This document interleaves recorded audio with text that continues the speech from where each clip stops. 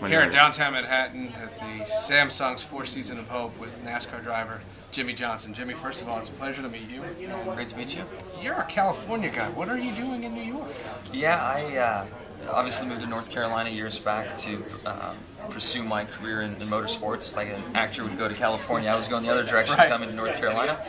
And when Jeff Gordon and I got hooked up and started driving for him, he was coming up here and having some fun. And I said, man, I've got to go up there and check out the Big Apple and have some fun as well. And fell in love, met my wife, and we got married shortly thereafter. And we've kept a place here in the city and tried to get up here throughout parts of the season. But Charlotte still is home, and we're in and out of the city. So, and then on top of that, we've got this great evening tonight with Samsung's and charitable efforts and all that they do for children. So I'm glad to be a part of it. It's a really nice venture, and I do want to get to that. But I do want to also ask you, it's the obvious question that has to get asked of any NASCAR driver who lives in New York. What's harder, Daytona or Fifth Avenue in rush hour? I think that New York driving is more difficult. I mean, you have to be so aggressive and put yourself in position to actually run into someone to change lanes, where on the racetrack there's actually more courtesy on the track than there is on Fifth Avenue.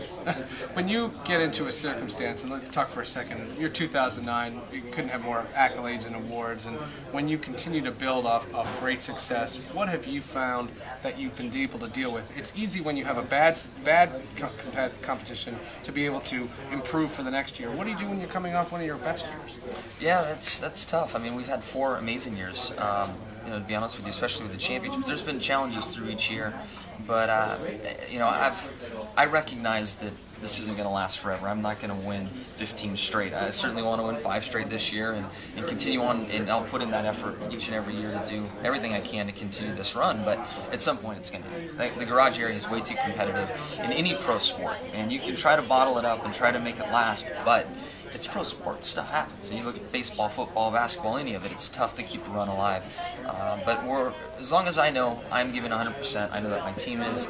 We leave the racetrack knowing that in our hearts. Even if we don't win, we can sleep at night. We're not happy, but we can sleep at night, and that's how I look at the year too. As long as I know at the end of the year we were all in, whatever the outcome is, I'll be okay with it. Talking with Jimmie Johnson, and of course, when you have success, you keep mentioning your team, and there's no secret about how vital your team is, but do you find that your personal success can help your team, and when you have to replace members, you have a lot more options when people want to go to the winner?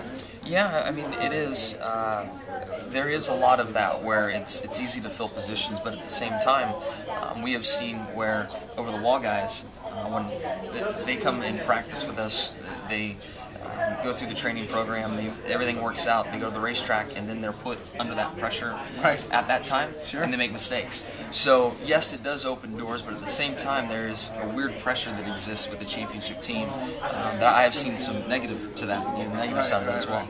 I'm a little bit of a baseball guy, so I have to ask, are you San Diego, Atlanta? Where do you fall in your baseball allegiance, knowing you're on in New York? Yeah, I actually am going to take a really corny, cheesy way out, which is I have friends that play in a lot of different areas. I grew up in San Diego, clearly. I know the Giles brothers, and they both played there for a period of time. Sure. But Brian is still there. Marcus played in Atlanta for a long time, and I had a chance to meet Bobby Cox and a bunch of guys on the squad there. I know guys that play for the Yankees, so I'm kind of everywhere, and it's more about rooting for the people than the team. Very good. Tell us a little bit about what you're expecting to see tonight, both from an entertainment standpoint and, of course, the money that they're trying to raise.